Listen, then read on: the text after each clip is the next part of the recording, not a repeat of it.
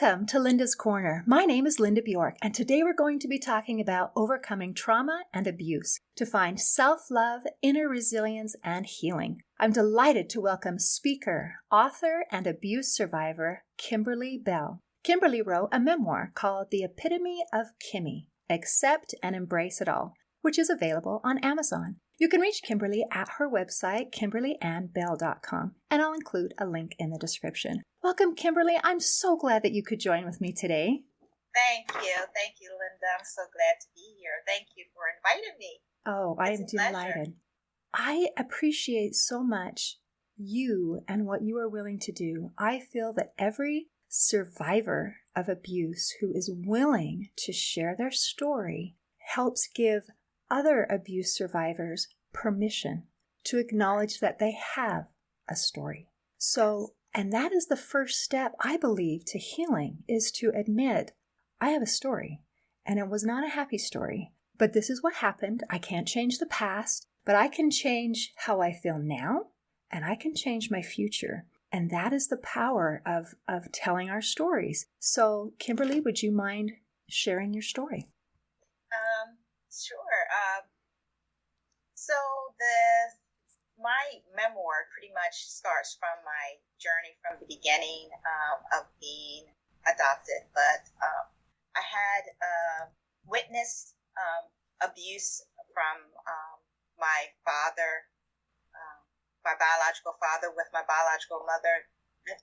One of the days that changed my life forever, this was the worst fight ever. And my sister and I was in the back of the seat, and we rolled around for hours while they were arguing. But this particular physical altercation just traumatized me because it was blood everywhere. He just put his fist all in her face, and she had long, beautiful hair. And I just remember him pulling her hair, and I just was so traumatized of it wasn't really pleasant feelings that I had up until I was 5.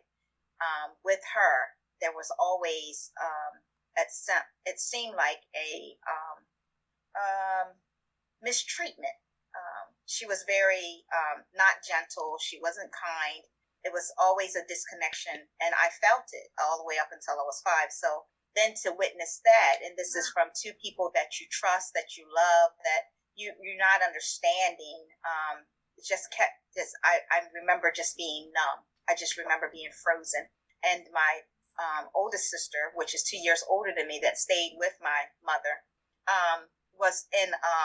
She was horrified. She was screaming. She was yelling. She was trying to pull my father off of her. I just remember looking at her and being sad because this is my oldest sister. I knew I loved her, and she showed me kindness and love, her and my father. But I knew up until 5 that my biological mother, I never felt the caress. I never felt, and I yearned for it. I wanted it. So that's a form of abuse. It was a form of being mistreated that I held on and remembered, just like any child would remember nice days, caring days, loving days.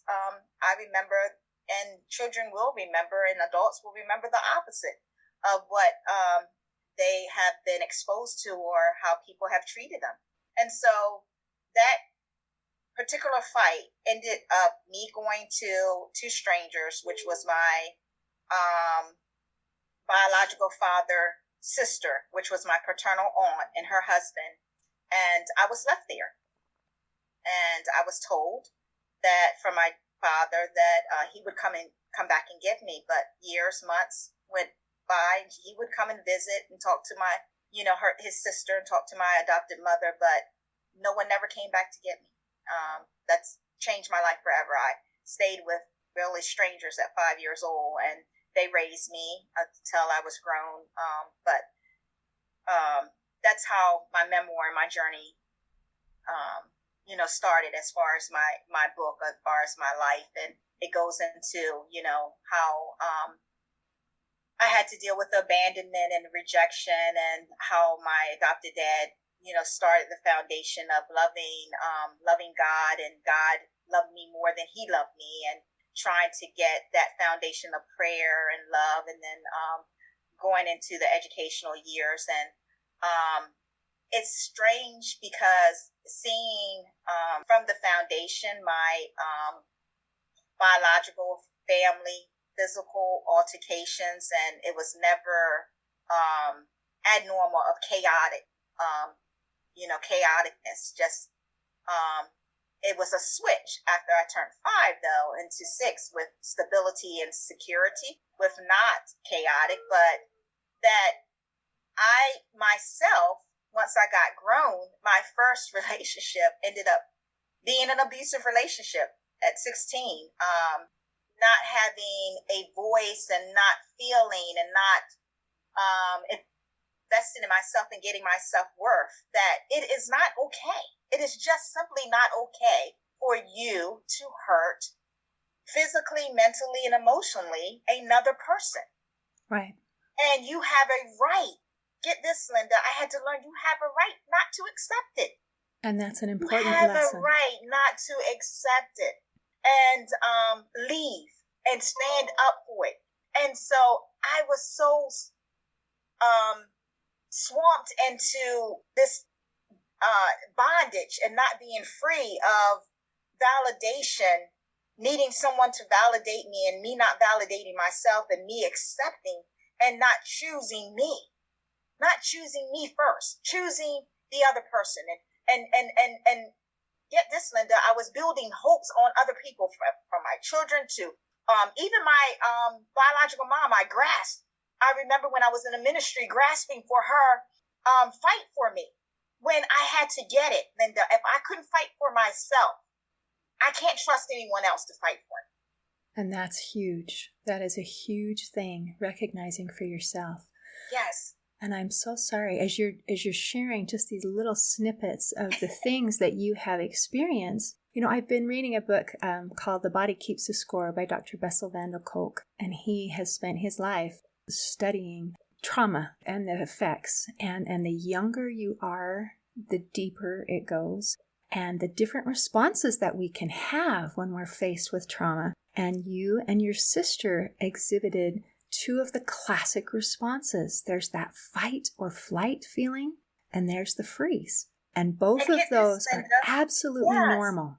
And get this, Linda, I continued to go into abusive relationships, but my sister ended up fighting tooth and nail. She would be the first, and she would tell me, Kim, you can't take that. I am not going to let any man put his hands on me. It was, and both of us, like I said, she's 2 years older than me, but both of us experienced the same event, same traumatic events, witnessed the same thing, but yet, like you were talking about, who you were reading about, registered in our mind and affected us totally different. Mm-hmm. And that's because we're 2 different people. They're both normal. Those are both normal responses. And that idea of freezing, which is so normal and so natural, and that's a method of survival. It's I'm trying to survive, and this is what I think is going to be the best thing that's going to help me. And then it takes a while to realize, actually, that method is not the best way to protect me.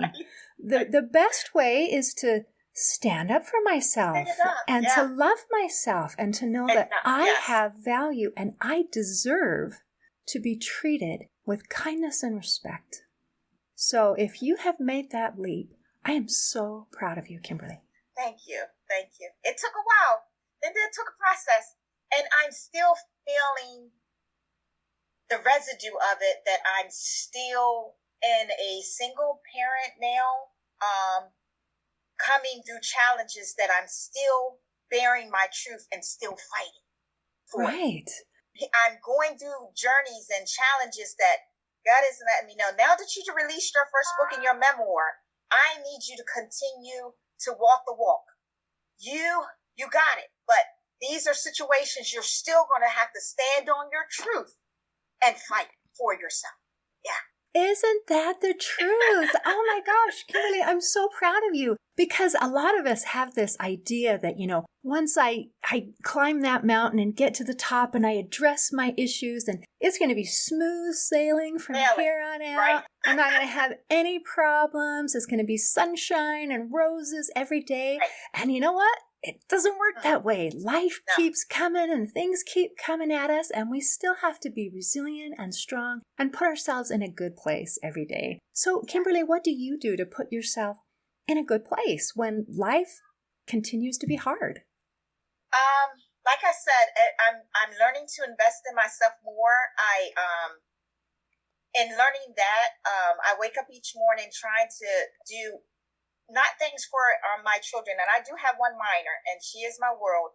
But I'm seeing things differently, not even for her, but for me, because I can't be the better for her unless I love me.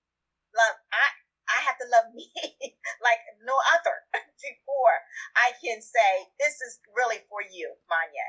But I know that I'm not an exercise person, and I know that my taste buds has changed since I'm in my late 40s, and so investing in myself and knowing that I've started Nature Walk because I know me. I've invested time in myself and know me that if I go up to YMCA and I start going on a machine, it's just gonna be a joke, Linda. It's just gonna be a joke. I'm gonna be laughing.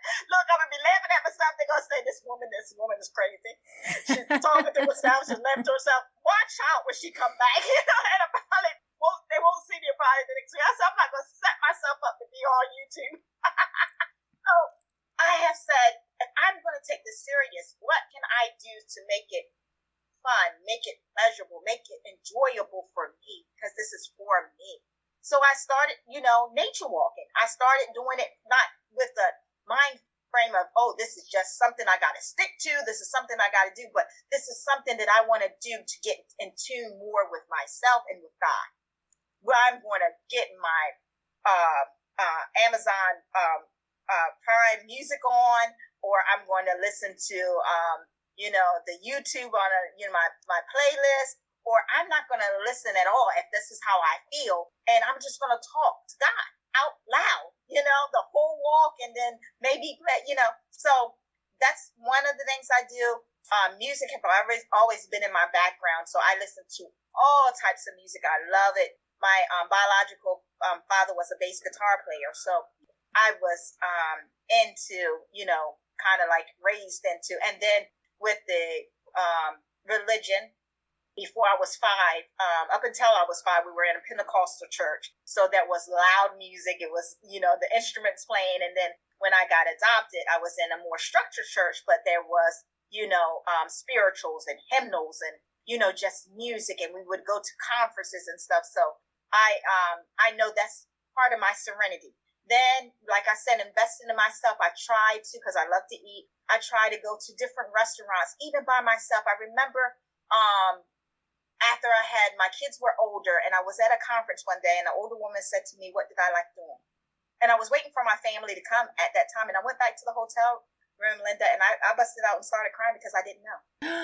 Oh. I had never invested in myself. I did not know, and I felt so out of place. Because I wasn't sharing my food. I didn't have my kids there. I didn't have, Wow. So okay. I invested in myself. I know I love to travel. Are. Yes. And your go identity. To restaurants and just sit there and order whatever I like and just take my time and just observe my surroundings and just take in the moment. So, these are a couple of things that I do. I also advocate for mental health. Because while I was writing the book, I had my therapist sessions, and getting a strong support system. I have many male, just as much as close female friends that I just got a YouTube clipping this morning, and me and this male friend had just had never even seen each other in person. He said, I want you to take a look at this and tell me what you think, and, call me later when you can. But it was inspirational from another woman about our self-worth. So having support systems set up, because he knows exactly, God knows exactly what you need to continue the journey. And what I have learned, get this, Linda, is I don't shut it down because it's not coming from where I want it to come from. So this is for the listeners. When you can start building your support systems, don't shut it down just because it doesn't look like you.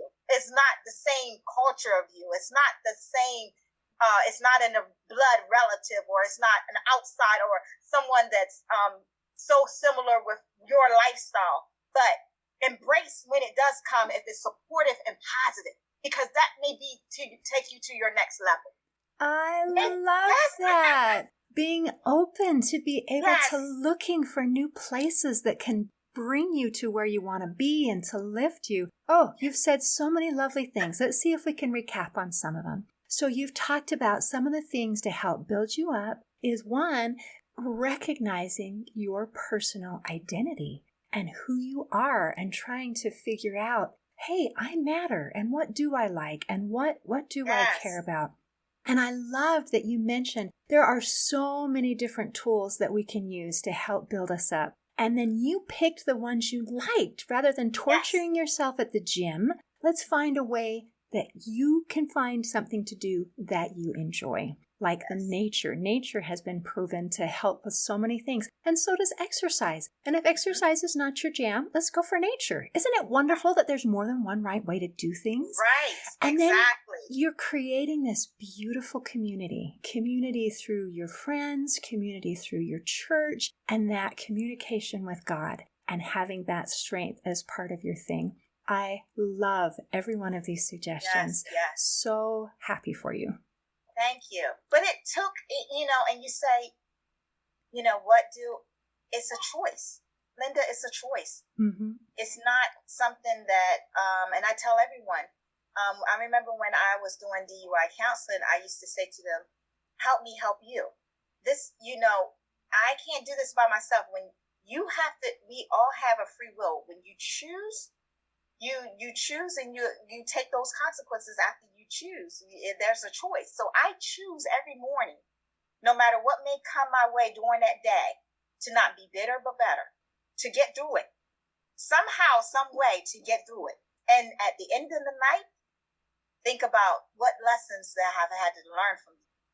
How can these experiences help me, Yeah. Right. Absolutely. And I appreciate that you also included this professional assistance, because what a wonderful resource to be able to have counselors and to have people who have studied and trained and know the right things to say and have those suggestions to be able to help you to move forward. And you're so right that no one can heal without their consent. It takes a choice. It's like, and nobody can do it for me. They can teach me what to do, but I got to do the work. I got to walk the walk. Nobody can walk for me. Yes.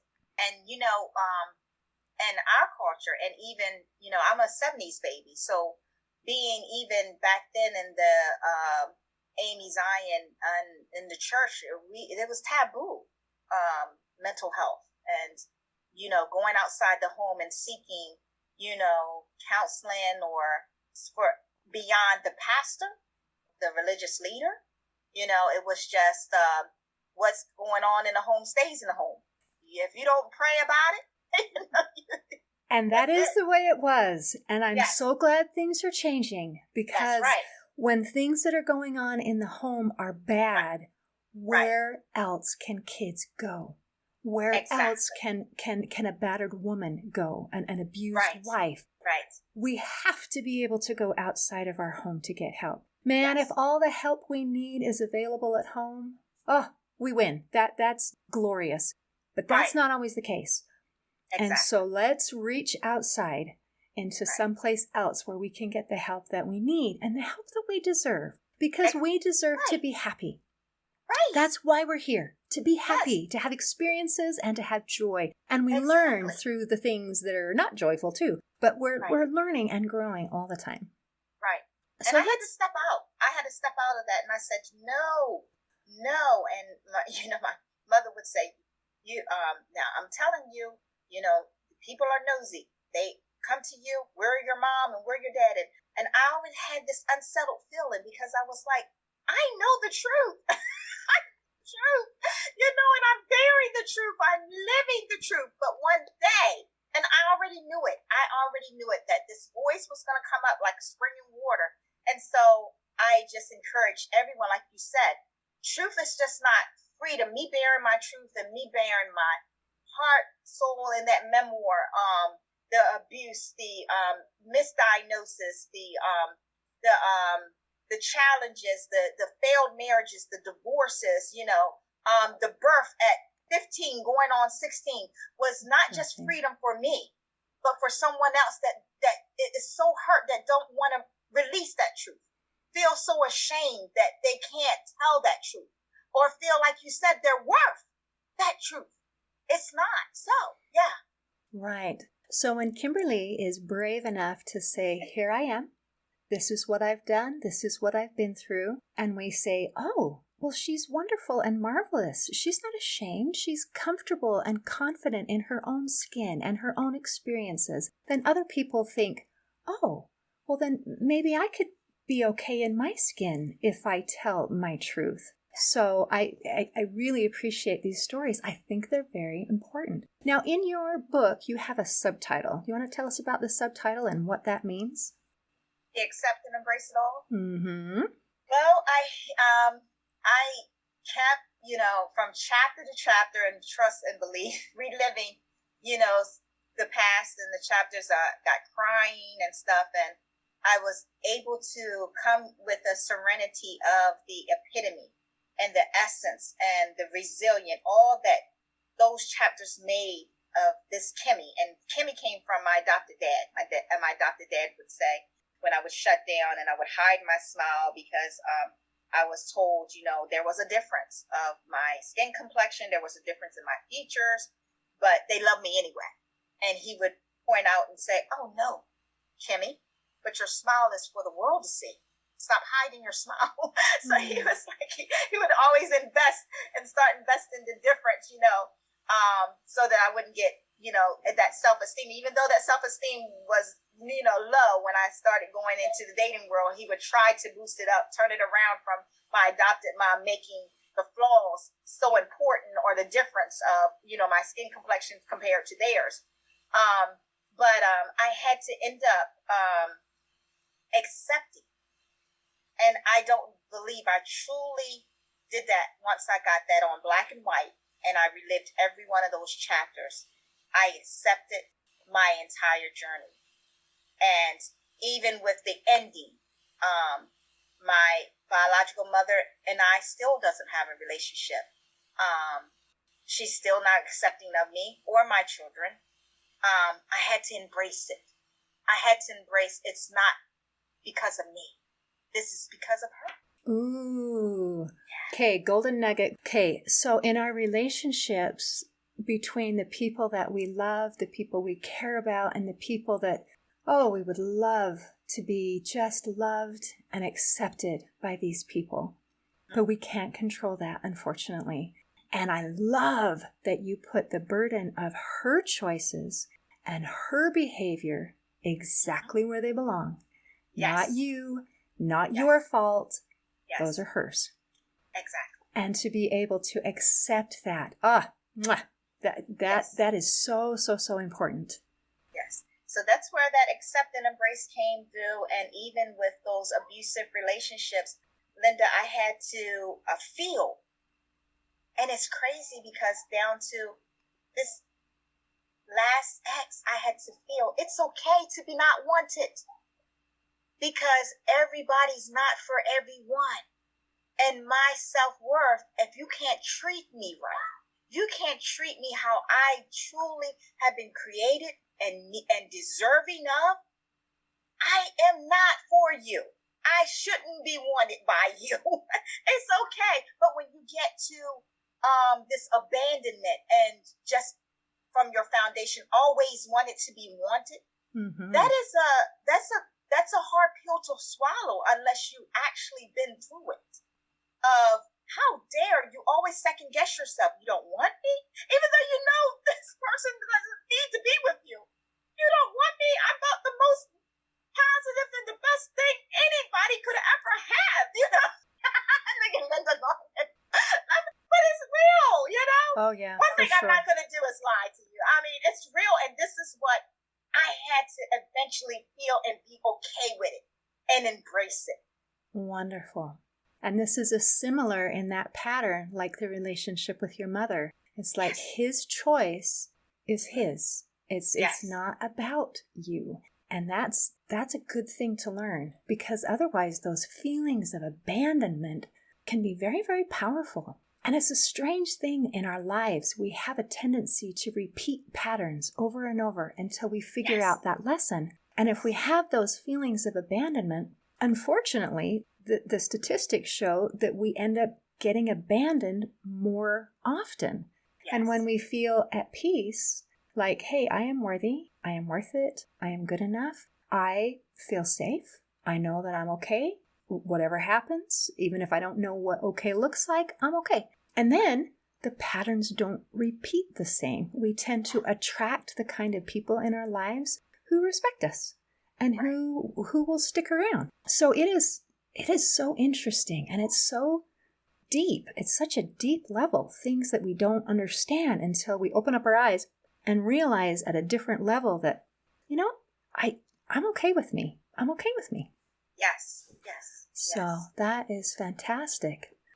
Wow. And that everybody else, like you said, well, not everybody else, but there are some people that will not be okay with it, and that's still okay. True story. Yeah. There's a line in the Greatest Showman that I just love, where she says, you don't have to make everybody love you, just a few good people. And the truth is, we can't make everybody love us. And the one way to be totally miserable is to try to make everybody love us. Wow. Because then it's like, oh, I got to chase this person. Oh, I got to chase this person. And then you're like 50 million different things, and you're not you, because you can't be you, because somebody might not like you. It's just like, oh, nope. Okay, this is me. This is who I am. And so now the people who like me as I am, my authentic me, they're going to come to me. And the other people, there's going to be billions of them. That's okay. You can hang out in a different circle. Right. Now that spoke volume to me. That hit home, because and one thing that my therapist had to solidify with me when she knew that I was starting to write, and she never thought that I was putting them all together in a page of the memoir. I sent it to her and surprised her, but she was like, your foundation was broken, where you have a peculiar and not the normal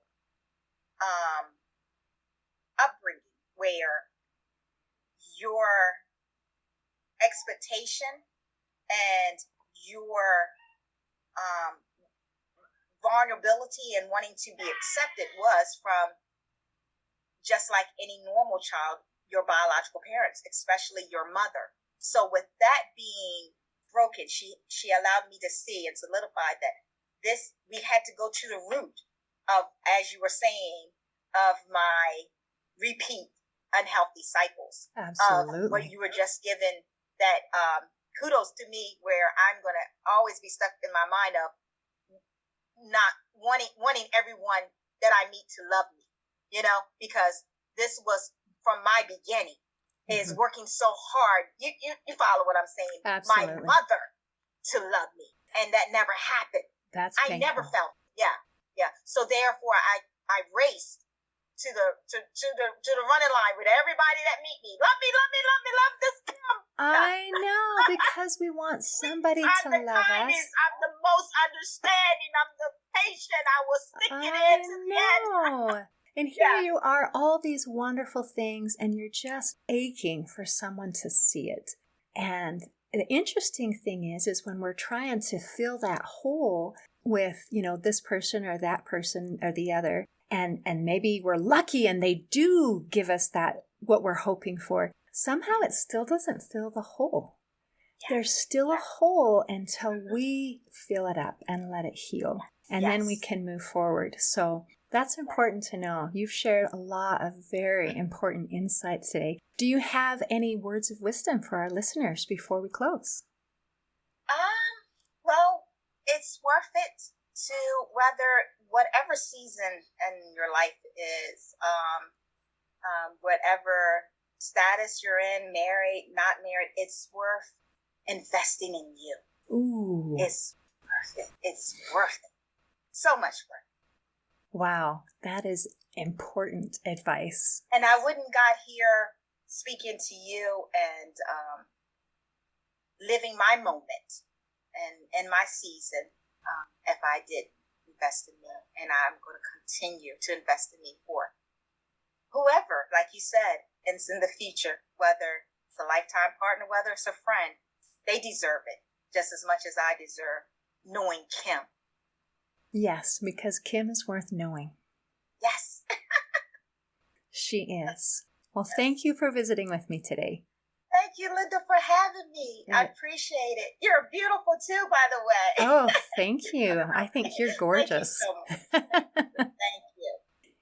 In closing, I'd like to share a quote by Michelle Rosenthal. She said, "Trauma creates change you don't choose. Healing is about creating change you do choose." If you have experienced trauma and abuse that you didn't choose, I invite you to make the choice to love yourself, to be resilient, and to heal.